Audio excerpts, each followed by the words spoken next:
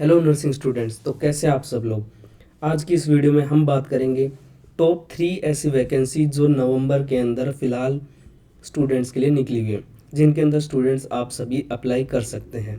3 ऐसी वैकेंसियों के बारे में आज हम बात करेंगे। सबसे पहले जो मोस्ट ट्रेंडिंग में जो स्टूडेंट्स को पता है वो आने वाली है आरएमएल की वैकेंसी।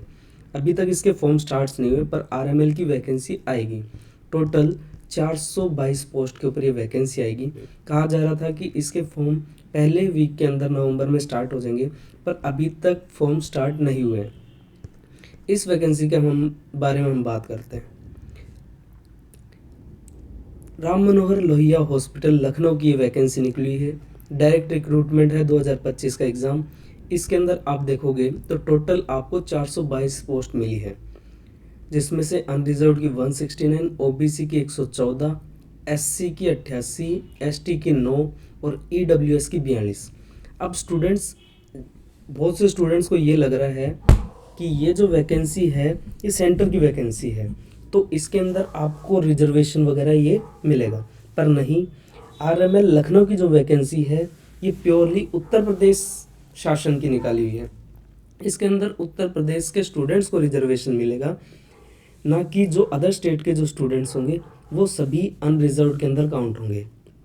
ठीक है, इसमें आपको मैं बता देता हूँ कि टोटल जैसे इसका अपने सीक्वेंस से चलते हैं कि पे लेवल 7 की भर्ती, नर्सिंग की जो भी वैकेंसी आती है वो लेवल 7 की भर्ती आती है, जिसके अंदर 44,900 प्लस अदर अलाउंसेज ऐड होते हैं। नर्सिंग ऑफिसर के लिए जो इसके अंदर क्वालिफिकेशन मांगी गई है वो है बीएससी नर्सिंग या फिर post basic BSc nursing. Registered होना चाहिए स्टेट या फिर इंडियन नर्सिंग काउंसिल के अंदर। और अगर कोई स्टूडेंट्स जीएनएम का है तो उसके पास 2 साल का मिनिमम एक्सपीरियंस होना चाहिए 50 बेडेड हॉस्पिटल का। ठीक है, अब हम बात कर लेते हैं कि जो हमने कहा कि ये जो वैकेंसी है ये उत्तर प्रदेश के स्टूडेंट्स के लिए है।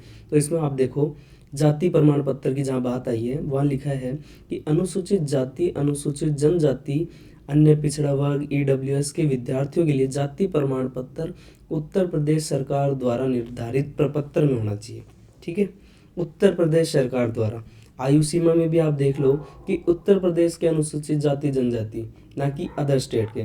तो ये जो वैकेंसी है कि उत्तर प्रदेश के स्टूडेंट्स के लिए है।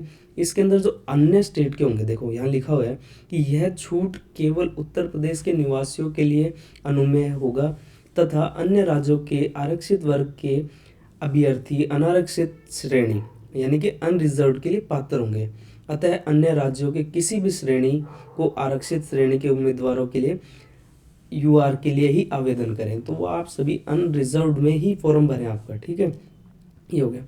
इसके अंदर एप्लीकेशन फ़ीस जो मांगी गई है वो है अनरिजर्व्ड के लिए 1180, ईडब्ल्यूएस के लिए भी 1180, एससी एसटी के लिए 708 रुपये। ठीक है, ये रहेगा। ऐसे ये पहली वैकेंसी है जो आएगी। अभी तक इसके फॉर्म स्टार्ट्स नहीं हुए हैं। 1 नवंबर वीक के अंदर ये होने वाले थे, पर अभी तक इसकी वैकेंसी के फॉर्म स्टार्ट्स नहीं हुए।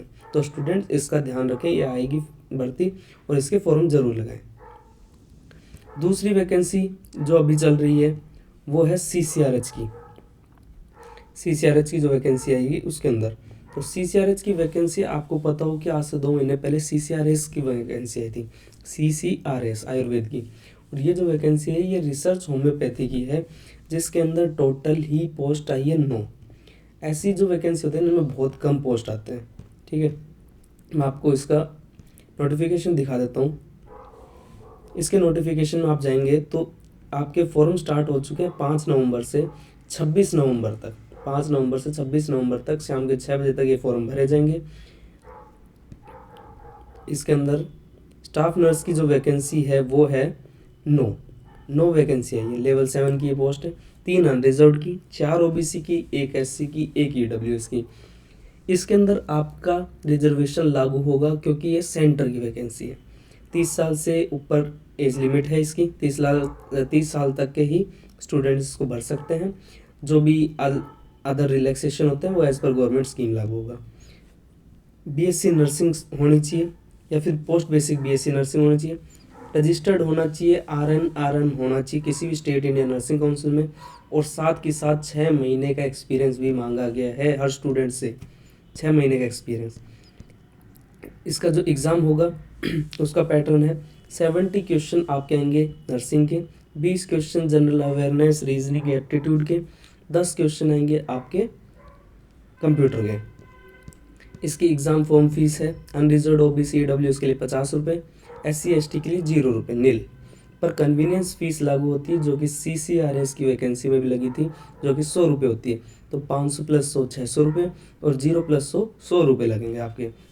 ठीक है, ये स्टूडेंट्स ये वैकेंसी निकली हुई है, इसका भी आप ज़रूर से ध्यान रखें। तीसरी वैकेंसी जो निकली हुई है वो है इसरो के अंदर। इसरो में जो वैकेंसी आई है नर्स ग्रेड बी की वैकेंसी है, पर देखो आप एक ही पोस्ट है, टोटली एक पोस्ट आई है। 14 नवंबर इसकी लास्ट डेट है। ठीक है, एक वैकेंसी ऑल इंडिया मतलब इसमें वैकेंसी आई है ऑल इंडिया की। अब मैं आपको इसका बता देता हूँ। आप देखो इसरो की तरफ से ये वैकेंसी है, इसमें हम देखो आपको बताते हैं स्टाफ नर्स की पोस्ट का है। स्टाफ नर्स की एक ही पोस्ट है, सिर्फ ये रही स्टाफ नर्स की ग्रेड बी की पोस्ट है, एक अनरिजर्व्ड की। डिप्लोमा होना चाहिए या फिर 4 साल की डिग्री होनी चाहिए, स्टेट नर्सिंग काउंसिल से मान्यता प्राप्त होना चाहिए, सेंट्रल से होना चाहिए। ठीक है, नर्स ग्रेड बी की है, वही लेवल 7 की वैकेंसी है, पर ये कहाँ की वैकेंसी है? तमिलनाडु में होगा। इसकी जो प्लेसमेंट होगी वो तमिलनाडु में होगा। ये आपकी वैकेंसी रहेगी। इसमें आपके एग्ज़ाम कैसे क्या होंगे वो देखो सब बताया हुआ है। नर्स ग्रेड बी के लिए 18 से 35 साल की उम्र मांगी गई है। ये आपका पर मंथ का प्रति माह का मूल वेतन प्लस ये सब मिला के ऐसा होगा। ठीक है, और इसके फॉर्म फीस आपकी है, फॉर्म फीस आपसे मांगी गई इसमें, एक सेकेंड, इसके एग्जामिनेशन सेंटर होंगे चेन्नई, तिरुवनंतपुरम, बेंगलोर, देहरादून, गुंटूर। ठीक है, और बाकी जो अन्य पद हैं मतलब यानी कि आपके नर्स के लिए मान लो, तो नर्स के लिए जो वैकेंसी के जो एग्ज़ाम होंगे वो इन सभी सेंटर्स पे होंगे। ठीक है, इन सभी सेंटर पे ये एग्ज़ाम फॉर्म लगेंगे, एग्ज़ाम कंडक्ट कराए जाएंगे। इसकी एग्ज़ाम फ़ीस जो मांगी गई है वो 750 रुपये फ़ीस मांगी गई है, ऑनलाइन है। एक ही वैकेंसी है, 14 नवंबर इसकी लास्ट डेट है। ये टोटल 3 वैकेंसीज़ हैं जो अभी डेट 12 नवंबर तक अभी वैलिड हैं, जिसमें आप फॉर्म लगा सकते हैं। RML की वैकेंसी अभी आई नहीं है, तो स्टूडेंट्स इसका वेट करें। हो सकता है सफदरजंग की वैकेंसी आए, दिल्ली के कुछ और अदर हॉस्पिटल्स की भी वैकेंसी आ सकती है, ऐसा सुनने में आ रहा है। धन्यवाद। वीडियो अच्छी लगी हो, कुछ इन्फॉर्मेटिव जानकारी मिली हो तो चैनल को ज़रूर से लाइक और सब्सक्राइब करें।